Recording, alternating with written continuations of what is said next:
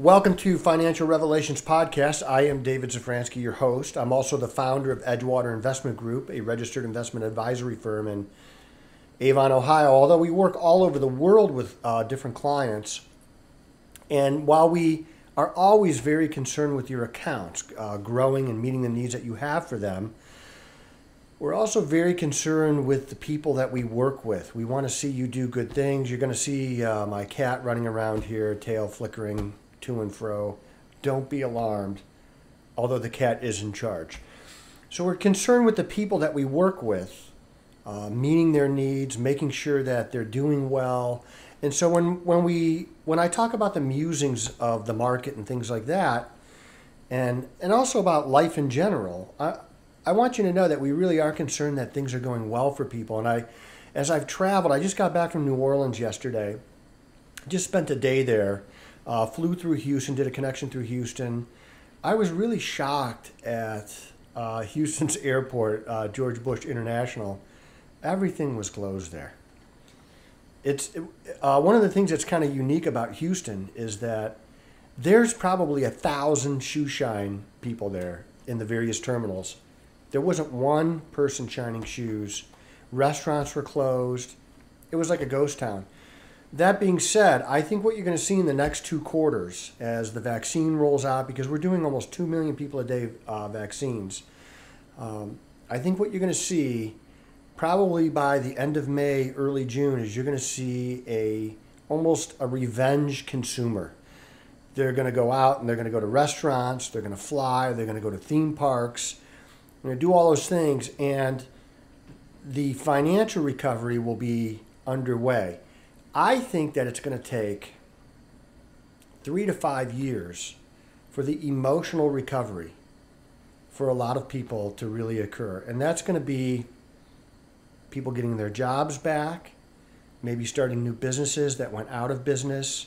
There's a long lag time after a crisis happens for the real recovery to filter through the economy. And that's going to take 3 to 5 years.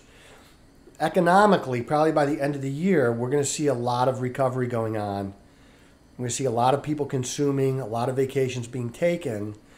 But remember, there's still people out there hurting. So if there's a way that you could reach out to them, if there's a business that they're starting that's local, that you could support, I'm going to really try to support local businesses. You know, in our course of daily living, we support all these big businesses, Target, Home Depot, Lowe's, Walmart, all those places, Amazon. But I'm going to make a concerted effort over the next couple of years to really support local businesses when I can, because those are the people that really hurt the worst. The big businesses actually did very well. They were never closed down. Walmart never got closed down. But the mom and pop shops around the corner, they didn't operate. These people have house payments and car payments and life to live. They're putting kids through college. They really need our help. So I'm going to encourage the listeners of Financial Revelations Podcast to really make a concerted effort to support local businesses when possible. So New Orleans was kind of interesting because I got to hang out with some lobbyists, which is not my favorite thing to do, but it is what I did at that time. And seeing the businesses there, a hotel that I usually book, actually I don't usually stay there because I don't like to spend a lot for a hotel for business. And it's usually about $160 a night, this hotel that I stayed at. It was $60 when I got there. So these smaller market towns still hurting, but there is a recovery happening. The airport, they have a brand new airport in New Orleans right next to the old airport. Not nearly as convenient, but that's where it is. Pretty busy. Flights are still cut down, but the good news is that a lot of people, American Airlines, put in orders for the Boeing 737 MAX, so that's going to be happening. So you're starting to see these happen. The market has really been reacting to one thing and one thing alone lately, and it's not GameStop. It's interest rates. Interest rates are starting to trend a little bit higher. There's talk of inflation. We've already seen inflation in fuel prices, certainly in housing prices. Where I live, there's a little neighborhood right next to my house, and it's mainly cottages along the lake, and it's a neighborhood with a lot of houses off the lake. but the houses are fairly inexpensive there. And a two-bedroom, two-bedroom, two-bath house with a finished basement, a 1.5-car garage just sold for $179,000. They never even put a sign in the front yard. I don't know how, he must have told somebody they were selling, but it's sold in 3 days. And housing prices are very high. In fact, if you're building a house right now, there is a chance that your builder cannot get lumber fast enough to build your house. And if they do get the lumber, it's going to be about 15 to 25% more expensive right now, just because of the shortfalls due to COVID. So there's a lot of supply chain constraints right now that are going to have to get worked out, and that's going to take a while. So, but New Orleans is in recovery. It's just happening very slow, and I think that's what we're going to see around the market. But these interest rates that are rising, what they do is they affect the kind of the high flyer trades, the companies that have a lot of leverage, they have a lot of loans out, and so they have carrying costs of these loans on a daily basis. So those are mostly technology companies. So what we've been doing is we're still owning them. I'm still going to buy them because I don't think interest rates are going to skyrocket and they're going to come to a level and sit, and then I think technology will take off from there again. But as the sell-off continues, we're going to be buyers in technology, but I'm also going to focus on some of those old tried and true companies. I happen to like, for the right person, Boeing, Target, Home Depot, Verizon. Verizon pays a really nice dividend. They're not going anywhere. There's only really 3 big cell phone companies now, and they're not only just cell phone companies, they're more like data transmission companies because of all the mobile devices, the watches, the iPads, the Microsoft Surfaces. All these different devices have a data plan with them, and so they have great profit margins, and I love these companies. Now, Verizon tends to trade in a range, and I can accept that range because I really like it for the dividend and some long-term growth. But when we're out there right now looking at some of these high-flying companies, I think I really need them to come back to me a little bit more before I start buying them again. The ones that I hold, I'm keeping. I'm not getting out of them right now. I never like to sell into a down market, and I'm not going to change it right now. In fact, I like to buy into a down market as long as I believe in those things. And I excuse me, I just don't find it plausible right now that the technology trade is just going to turn off like a light switch. It's going to keep going because we're going to have COVID here for the rest of the year. I know companies in Chicago that are not scheduled to go back into the office until July. So they're still doing a lot of Zoom meetings.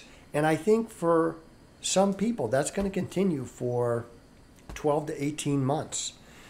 I know this, one thing that COVID has taught me is that I do not have to fly as much as I used to, and I'm not going to. So that business is going to trade off a little bit.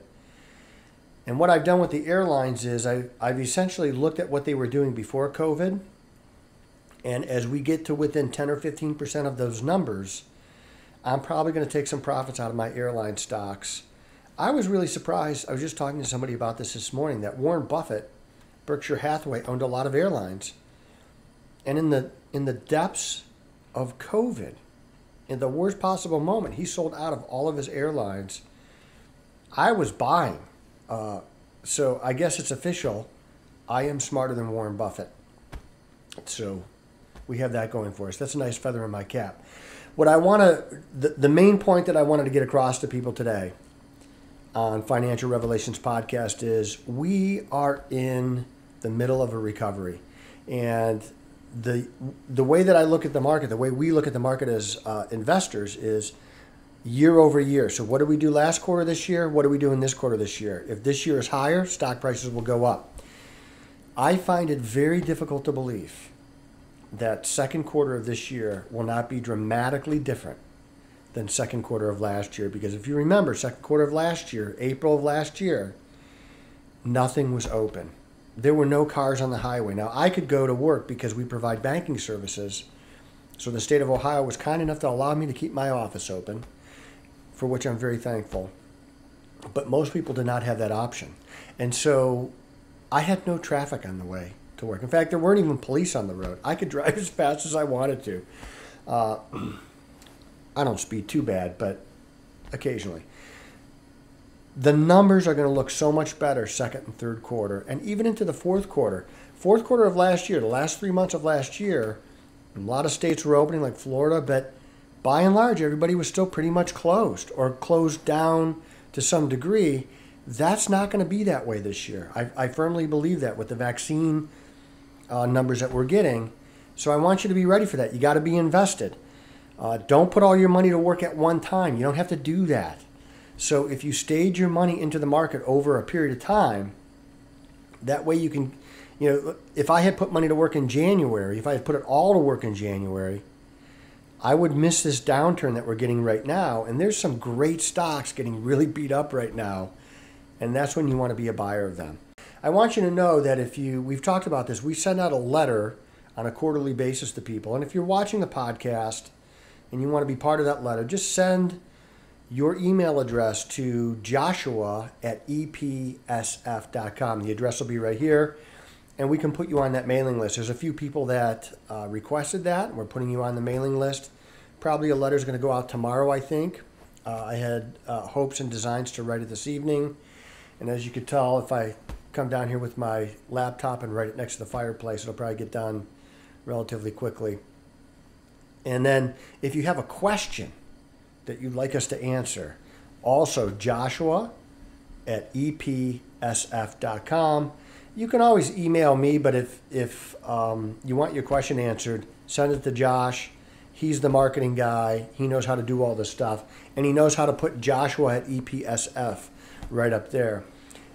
You can also call us. If you had a question and you want to call the office, the best number to call is 1-800-344-2534. 1-800-344-2534, and that'll put you right into our office. And if I'm available, I'll answer a question. I'd rather have you email it, though, because more people get a benefit. If you're asking the question, there's probably a lot of people with that question. And I want you guys to really take care of the locals. If there's a local business out there and you can support them, they need the resources far more than Walmart does right now. And I have nothing against Walmart. I like Walmart. They're a great company. They were never hurting. When you look at Target's year-over-year numbers, they increased their business tenfold practically during COVID. So those guys are doing fine. They're doing better than fine. Spend some money locally. Help these people out. Be part of the solution. We love you guys, and we're looking forward to talking to you next week.